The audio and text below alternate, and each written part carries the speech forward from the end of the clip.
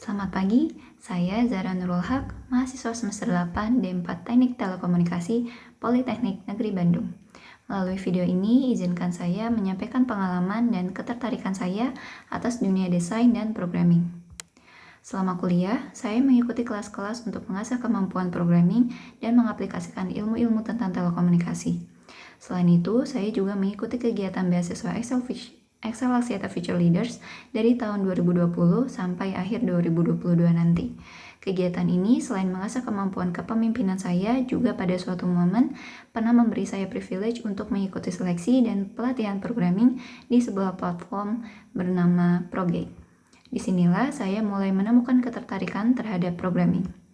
Di sisi lain, saya juga beraktivitas di organisasi Pasalman ITB sebagai Ketua Badan Penelitian dan Pengembangan karena saya juga menyukai dunia research, terutama terhadap hal-hal yang berkaitan dengan perilaku manusia. Di sana, saya meneliti keadaan organisasi dan memberikan rekomendasi serta mengadakan acara-acara untuk mengembangkan diri anggota-anggota organisasi. Selain tertarik dengan dunia programming dan research, saya juga menyukai dunia seni. Namun demikian, saya menyadari bahwa saya merupakan orang yang cenderung logis daripada emosional.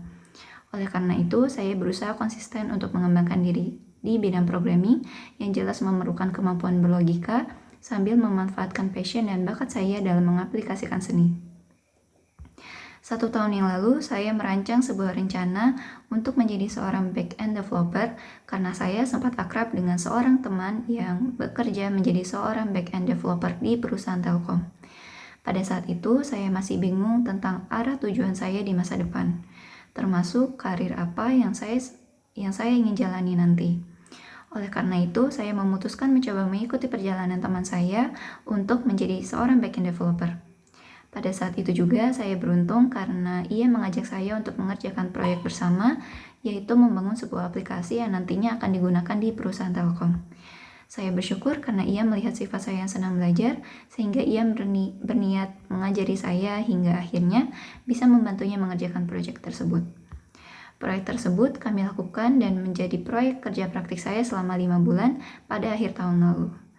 Saya memulainya dengan memahami cara kerja aplikasi tersebut dari program yang sudah dibuat oleh teman saya, lalu mencoba membuat cloning program tersebut untuk dikembangkan sambil menyimpan backup programnya. Dalam perjalanannya, saya merasa banyak menemui hambatan, khususnya dalam memahami kesalahan yang saya lakukan pada saat merancang dan mencoba program. Saya mencoba mengatasinya dengan menanyakan ketidakpahaman saya kepada teman saya untuk meminta penjelasannya supaya bisa melanjutkan mengembangkan program. Selain itu, saya juga mencoba mencari sumber solusi dari internet untuk mengatasi error yang terjadi. Sayangnya, mendekati akhir masa kerja praktik, saya masih belum bisa membuat ulang aplikasi dengan hasil yang sama.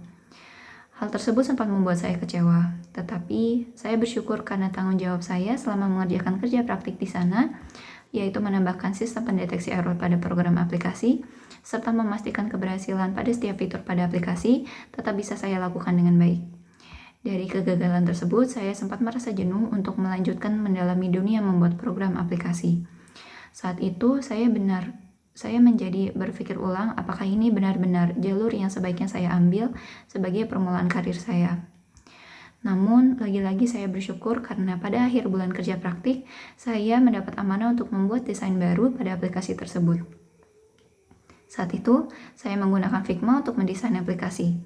Dari skala 1-10, saya memberi nilai 9 untuk aplikasi Figma karena fitur-fiturnya yang mendukung untuk menghasilkan desain yang menarik, serta mudah dipahami dan diaplikasikan bahkan oleh pemula. Satu hal yang menurut saya agak kurang dari aplikasi ini adalah adanya beberapa ikon tambahan yang tidak berada langsung pada satu tampilan, sehingga agak dibutuhkan usaha tambahan untuk memasukkan ikon-ikon tersebut ke dalam desain. Kemudian pada aplikasi tersebut, saya melihat terdapat susunan CSS pada bagian inspect. Karena beberapa bulan sebelumnya saya sempat belajar tentang dunia desain aplikasi atau website di platform Progate yang sebelumnya saya sebutkan, saya mulai membayangkan bagaimana jika desain ini dibuat di tempat menyusun program yang lain, misalnya Visual Studio Code, yang selama ini saya gunakan untuk belajar dan mengerjakan tugas kerja praktik saya sebagai back-end developer. Untuk Visual Studio Code, saya memberi nilai 10 untuk pilihan extension yang banyak, dukungan bahasa pemrograman yang beragam, serta terdapat text editor dan pendeteksi error atau bug yang memudahkan dalam menganalisa kesalahan yang terjadi. Dan dari momen belajar mendesain menggunakan Figma itulah saya merasa sangat menyukai kegiatan mendesain ini dan saya yakin bisa konsisten mengembangkan diri di dunia tersebut. Saya senang karena pada akhir masa kerja praktik saya, teman saya menyampaikan bahwa ia menggunakan program yang waktu itu saya bantu kembangkan dan ia juga menyampaikan pujian terhadap desain aplikasi yang saya buat. Setelah kegiatan kerja praktik tersebut, saya mencoba fokus untuk mengasah kemampuan desain website dengan belajar dari YouTube dan menggunakan Visual Studio Code. Saya mencoba menggali beberapa ide bisnis dan memperkenalkannya melalui tampilan website menggunakan HTML, CSS, dan JavaScript. Dari situ saya merancang ulang rencana hidup saya untuk mengambil karir menjadi seorang front-end developer dari yang sebelumnya menjadi back-end developer. Saya berusaha konsisten untuk mempelajari hal-hal yang berkaitan dengan desain website setiap malam sekitar 1 jam.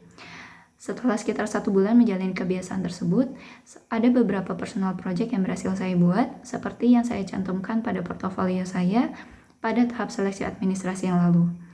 Namun, untuk beberapa hari ini, saya meninggalkan sementara kebiasaan saya tersebut karena harus lebih fokus pada tugas akhir saya daripada minggu-minggu sebelumnya.